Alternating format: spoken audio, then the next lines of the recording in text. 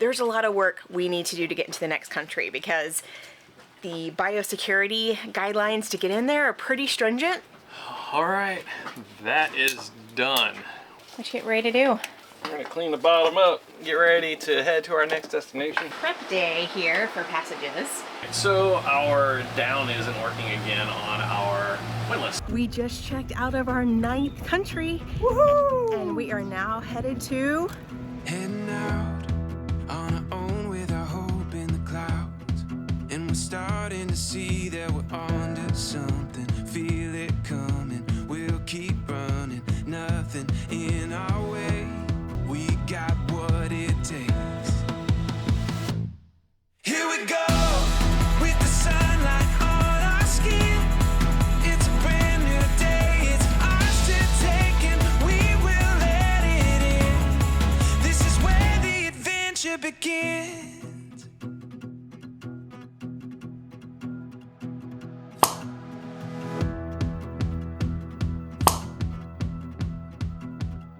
We are still in Musket Cove Marina, but we're done playing and the work week begins. We are hoping to find a weather window to cross to our next country in the next 7 to 10 days, which means there's a lot of work we need to do to get into the next country because the biosecurity guidelines to get in there are pretty stringent. So just some things that we need to tidy up and get done. So this is going to be a work week, so you can see what it takes to get the boat ready to go into these countries.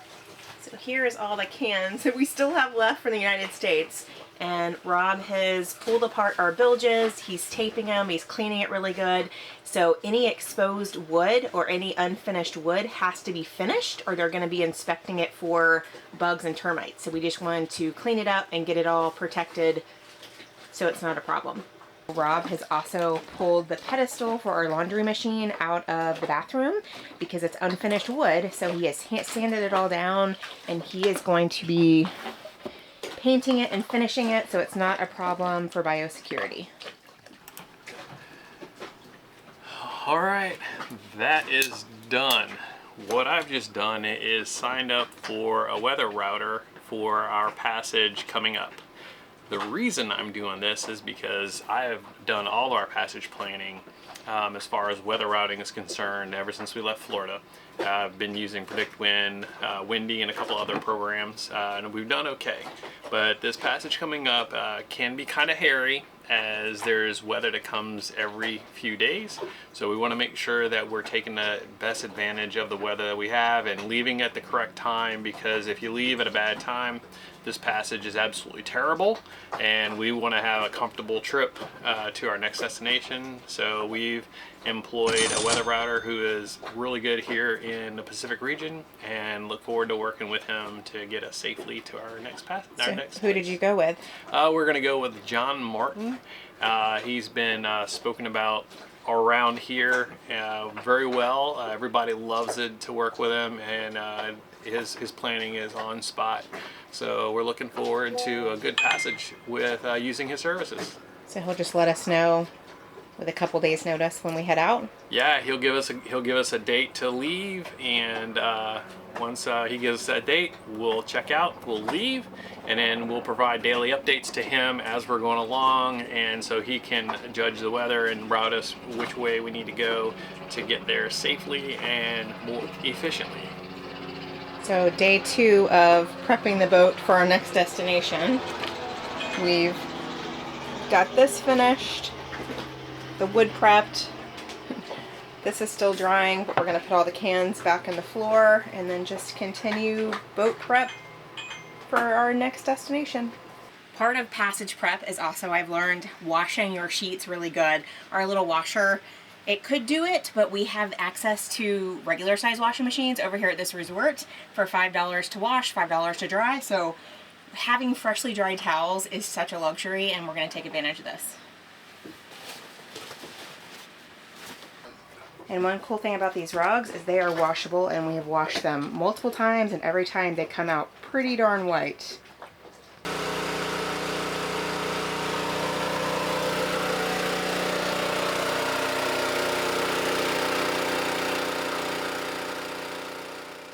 What you get ready to do? Go clean some hull. we're gonna clean the bottom up, get ready to head to our next destination here, because we have to have a clean bottom to get into the next country. Do you have any wisdom or tips over cleaning the bottom for the past year? Yeah. We started using like little scrubbies, and they worked okay. But we started using a scrub brush, and the brush seems to work a lot better on the soft stuff. And we had plastic scrapers, and the metal scrapers seem to work a lot better than plastic. So metal scrapers and a nice heavy-duty scrub brush, I think that's the key, and it's a lot easier with those products. So our routine so far is for Rob to get the underside of the boat, the very underside, because I'm not great at holding my breath. So Davis and I get the 4 sides of the hulls, we scrape those, and Rob gets all the bottom. Yep. So I'm about to get in and get that done so we can go have some fun later on today. So we originally thought these were going to be our go-to for cleaning the hull, but these things from Harbor Freight, metal scrapers, work really good, and scrub brushes work really good. So buy those in bulk. So I have already washed off outside. I don't know if you can see all these black spots, and then look at my bathing suit. That's all the crap that comes off the boat and onto you, and that's after I already washed off outside. So, ooh, if you get the heebie-jeebies, this is like body lice, sea lice, I don't know, it's absolutely disgusting. Look, and that is the back of my bathing suit with all the stuff on it. Ooh. Well, we did a final scrub at the bottom, and we got some pictures for our next destination, and everything looks great down there. But when I was down there, I found this wrapped all around the port prop. So I got that all taken out of the prop and from between it and everything. It was just pretty stuck up in there, but it's all out now, so that's good. And we can get moving. So prep day here for passages. I have got some oatmeal, flax, chia breakfast cookies that Davis has really been enjoying, and making eggs, hard-boiled eggs in the Instapot. I made a couple of these bacon egg things, getting ready to make some hummus, just to have some easy grab-and-go things when you're on passage. Makes your life so much easier. So this is a special day, because today is our last sail crackers from French Polynesia.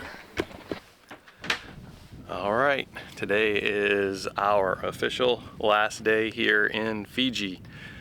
We've had a wonderful time and looking forward to getting to our next destination. So I'm gonna miss this place. This is Musket Cove, and there are 2 resorts right here in Musket Cove. There's Musket Cove Resort and a plantation at Musket Cove. It's been really nice being here for the past 2 weeks, waiting for our weather window, and we're excited to get on to new places. We're gonna miss the friends that we made here, and just looking forward to what comes next.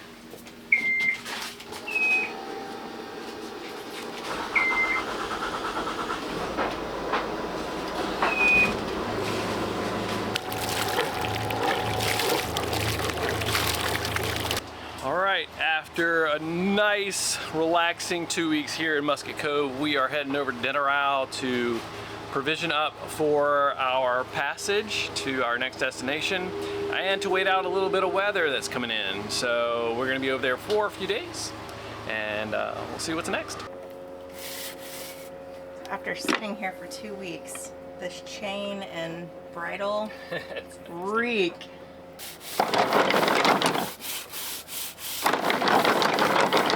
So our down isn't working again on our windlass, so I am going to be researching that, taking apart the little handheld unit, as well as the connection that goes to the solenoid, and check to see exactly what's happening with that. Hopefully we can get that sorted before we get over here to Dinal. So today is just a 10-mile little hop over to Dinal.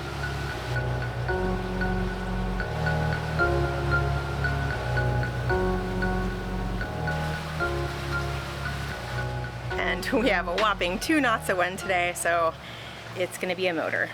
I'm trying to jump this to see if hold this here. Can't get down to it though.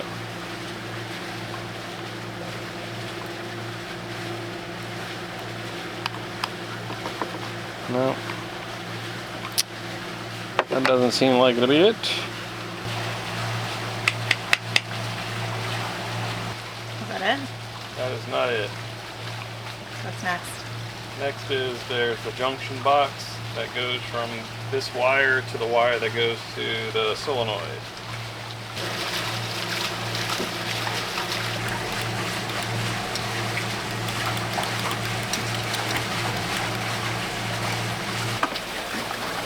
It's starting to work.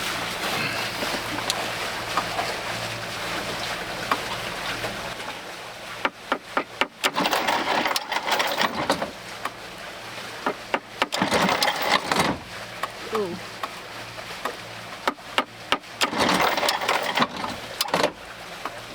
Alright, so I think what's happening is there's like a weak contact somewhere between here and there, but as I've been fooling with these wires here, it's kind of sorted itself out.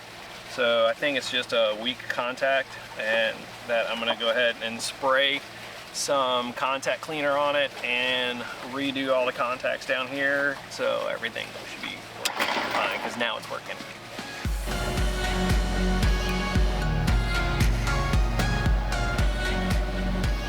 So no sailing today. We've had no wind and now it's starting to rain, but nice little hour-and-a-half motor over here to Nandi, Dinal, mainland Fiji.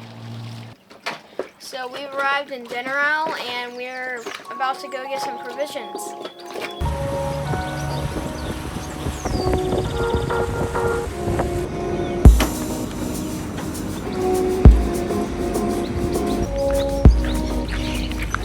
Alright, we finally secured some lightweight sail tape. They're going to bring that over from the other marina tomorrow that we can pick up. We headed on the local bus to head to the market.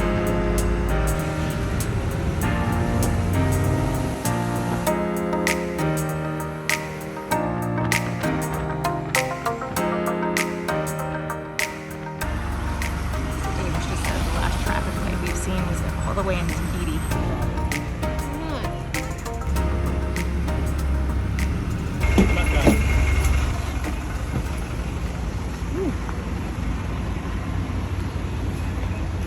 How was your bus ride? Pretty good. You enjoyed it, didn't you?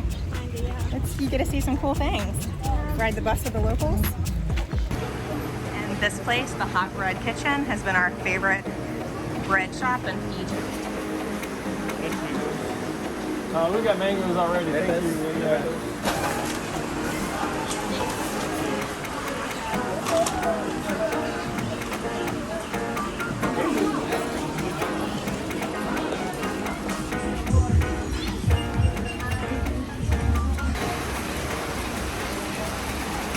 All right, one thing about being out of the US is I'm watching all my friends at home on Facebook and TikTok and stuff, and everyone's making their pumpkin spice lattes, and I can't find pumpkin to save my life. What did you just say? Rice heaven. It is rice heaven. Yeah, if you need any kind of almond flour, coconut flour, stevia, you're not gonna find any of that. So ladies, just every time I have grocery shopped since we have left the boat, I think maybe I went grocery shopping once or twice, but for the last year, you're grocery shopping with your child and your husband. So just imagine how much more the grocery bill is when you bring everyone to the store. And that used to be like my alone time. I gotta go to the grocery store, so. So we got $150 worth of provisions that should hold us over until we get to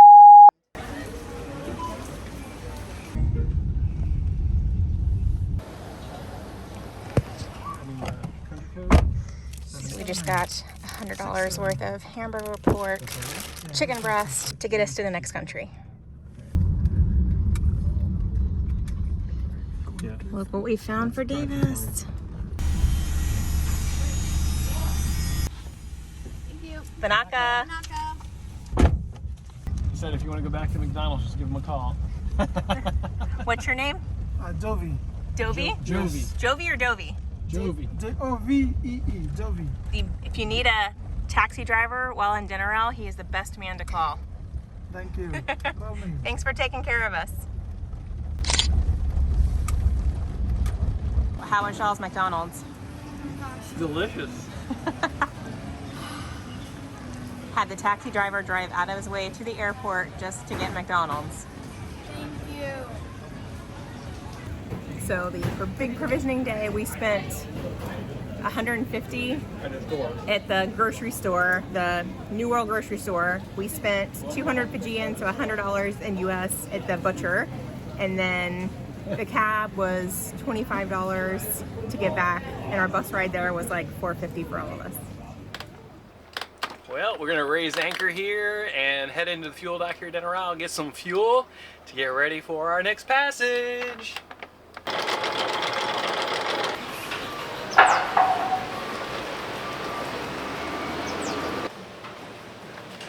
All right, fuel's paid for. And how much was fuel?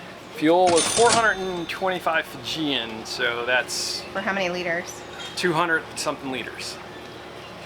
All right, now we are sitting here at anchor and getting bounced around pretty good. You would think by looking at this that we were on a passage.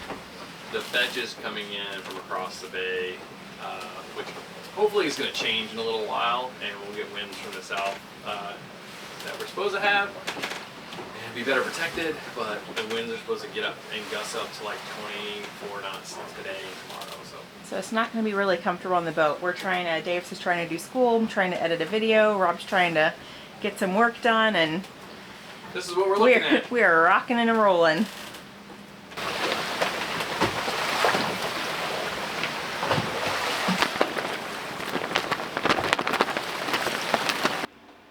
Tables look good.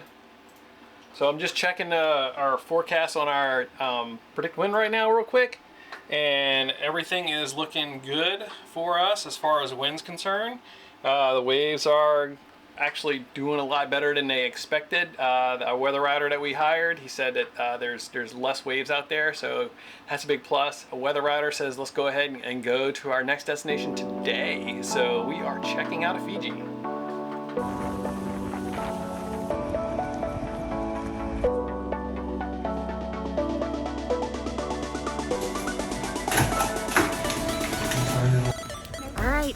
We just checked out of our 9th country. Woohoo! And we are now headed to... Where are we going? Tell them. Oh, we're going to New Zealand. We're headed to New We're Zealand. going to New Zealand, guys. Pray for a safe passage. So are you happy to leave Fiji, or what were your thoughts on Fiji? Bula. That's all I have to say about it. I mean, it's just an incredible place.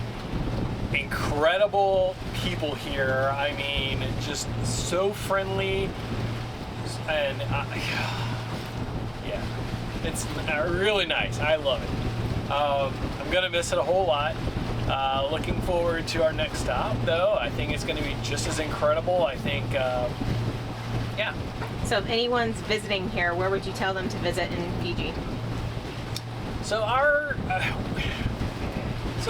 anyway. Hold on. I'm gonna answer that, because when you fly in and you stay at a resort, it's a very different time that you have in the country versus what we have. We're not living the resort life. I mean, we were at Musket Cove. I mean, that's kind of a resort, but this traveling on your own boat's a very different life than you have when you fly into like all-inclusives and stuff. But that being said, where would you recommend people go? So, I mean, if you're flying here, definitely come stay at like one of the Musket Cove resorts for a little while. I would say a couple of different resorts around here. Musket Cove is really nice. There's a lot to do there. Maybe Octopus Resort. Maybe Octopus Resort. Come see the Suva and stuff, I guess. We didn't go to Suva, but... Well, you would fly into Nandi, and then you would take a ferry, so you could stay in Nandi for 1 or 2 nights, and then take a ferry out to the other islands, and you could stay 1 or 2 nights each of the resorts. You know, we didn't get a chance to go see the Lao group. If you're going in here by boat, I would definitely spend a whole season here and sail the Lao group, sail around and do just about everything. Once you go to one village, really they're all the same. You know, sometimes you connect with people in places that sometimes you don't connect. But we had a fantastic time here. The scuba diving and snorkeling is just absolutely incredible. I mean, the reefs are just teeming with life here, and yeah, I can't say more about. I love Fiji. I really do. So, Davis, what was your favorite part of Fiji? I'd say Musket Cove. Why? I know why. All the kids and all the things they can do and stuff. I love it. The resort activities, the inflatable water park, the Hobie cats. Swimming pools. Yeah, I would say out of everywhere we went, Musket Cove was definitely my favorite. It's just a nice, for cruisers especially, it's just a great resort. Rob and I would get up every morning and do the 3-mile hiking trail, which is really fun. I enjoyed having a little bit of normalcy back in my life and exercising every day. That was good. Yeah, but on to new places.